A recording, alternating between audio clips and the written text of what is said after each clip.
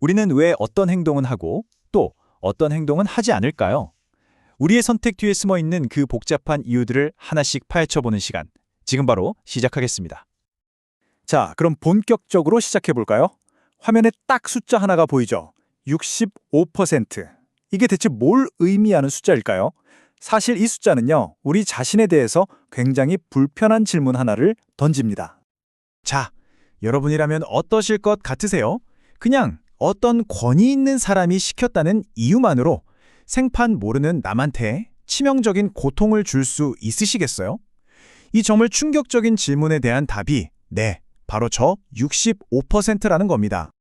아니, 근데 이 65%라는 숫자가 왜 이렇게 충격적이냐면요. 이게 그냥 상상이 아니라 실제 실험 결과라는 거예요. 1960년대에 스탠리 밀그램이라는 사람이 실험을 했는데 정말 우리 주변에서 볼 수 있는 평범한 사람들이 그냥 전문가가 시켰으니까 하면서 무려 65%가 최고 전압 스위치를 눌렀다는 겁니다. 와, 정말 이 결과는 우리한테 인간이란 도대체 어떤 존재인가 하는 근본적인 질문을 던지게 만들죠. 자, 그래서 첫 번째 퍼즐부터 한번 맞춰보겠습니다. 우리의 행동, 이거 과연 타고나는 걸까요? 아니면 살아오면서 만들어지는 걸까요? 아, 들어보셨을 거예요. 바로 그 유명한 본성 대 양육 논쟁입니다. 이 논쟁을 보면요. 한쪽 편에는 골턴 같은 학자들이 있어요. 본성, 그러니까 유전의 힘이 절대적이라고 보는 거죠. 이분은 특정 가문을 보니까 뛰어난 능력이 계속 대물림되는 걸 보고 아, 재능은 유전되는구나 이렇게 주장한 거예요. 자, 그런데 반대편도 만만치 않습니다. 아니다. 양육, 즉 환경이 훨씬 중요하다고 믿는 사람들이죠. 대표적으로 인류학자 마거린 미드가 있는데요. 이분은 문화권마다 성 역할이 완전히 다른 걸 보고 봐라, 우리 행동은 결국 환경이 만드는 거다라고 주장했습니다. 그래서 요즘은 어떻게 보냐면요. 핵심은 이거예요. 이제 더 이상 본성이냐 양육이냐 이렇게 둘 중 하나를 고르는 싸움이 아니라는 겁니다. 현대 심리학에서는요. 유전이라는 씨앗이 있으면 환경이라는 토양과 햇빛도 있어야 한다는 거죠. 이 둘이 서로 만나서 영향을 주고받으면서 지금의 우리를 만든다고 보는 거예요. 그러니까 둘 중 하나만 떼어놓고는 절대 우리를 온전히 설명할 수 없다는 거죠. 자, 그럼 다음 퍼즐로 넘어가 볼까요? 이건 진짜 근본적인 질문이에요. 바로 우리의 자유지에 대한 이야기입니다. 과연 우리의 행동은 외부 환경에 의해 조종되는 꼭두각시 같은 걸까요? 아니면 우리 스스로가 선택하는 운명의 주인일까요? 결정론 쪽 얘기를 들어보면요. 특히 행동주의 심리학에서는 우리 행동이 그냥 보상이나 처벌 같은 외부 자극에 대한 반응일 뿐이라고 봐요. 왓슨이라는 학자는 심지어 나한테 아기 한 명만 줘봐라. 내가 의사든 도둑이든 원하는 대로 다 만들 수 있다고 엄청 자신만만했죠. 그런데 반대편, 즉 자유의지를 믿는 인본주의 심리학에서는 전혀 다른 얘기를 합니다. 로저스 같은 학자들은 인간은 스스로 판단하고 선택할 수 있는 아주 주체적인 존재라고 주장하는 거죠. 그러니까 이 자유의지론의 핵심을 딱 한 문장으로 줄이면 바로 이거예요. 인간은 그냥 자극에 반응하는 기계가 아니다.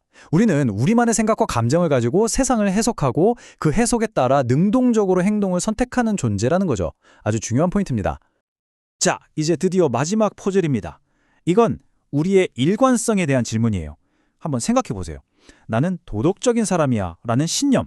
과연 어떤 상황에서든 지켜질까요? 아니면 어떤 강력한 상황 앞에서는 그냥 쉽게 무너져 버리는 걸까요? 먼저 성격은 일관된다고 믿는 쪽은요. 우리가 배운 대로, 생각하는 대로 행동한다고 봐요. 평소에 도덕적인 사람은 어떤 위기 상황에서도 도덕적일 거라고 믿는 거죠. 하지만 상황의 힘이 얼마나 강력한지를 보여주는 증거들이 정말 어마어마합니다. 사람들은요. 주변 사람들 눈치 보느라 뻔히 보이는 사실을 아니라고 말하기도 하고 권위 있는 사람이 시키면 자신의 도덕적 신념을 그냥 저버리기도 하잖아요. 네, 맞습니다. 우리가 맨 처음에 봤던 그 충격적인 밀그램 실험, 이 바로 이 상황의 힘을 보여주는 가장 대표적인 예죠.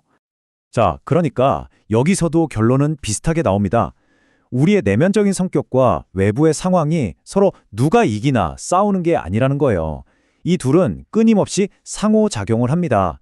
내가 아무리 굳건한 신념을 가지고 있어도 그 신념이 어떤 상황을 만나느냐에 따라서 행동으로 나타나는 방식은 완전히 달라질 수 있다는 거죠.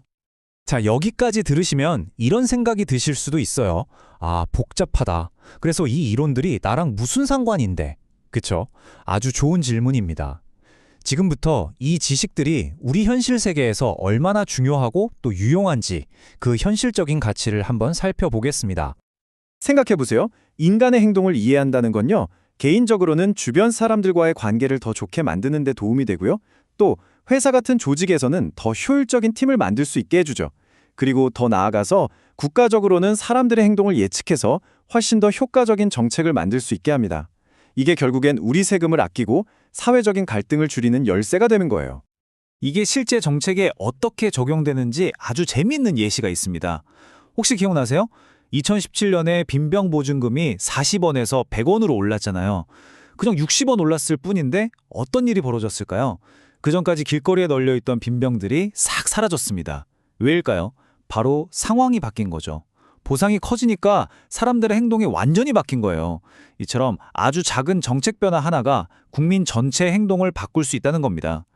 자, 이제 이 모든 논쟁들을 모아서 최종 결론을 내릴 시간입니다. 수십 년, 아니 수백 년 동안 이어져 온 이 치열한 논쟁들.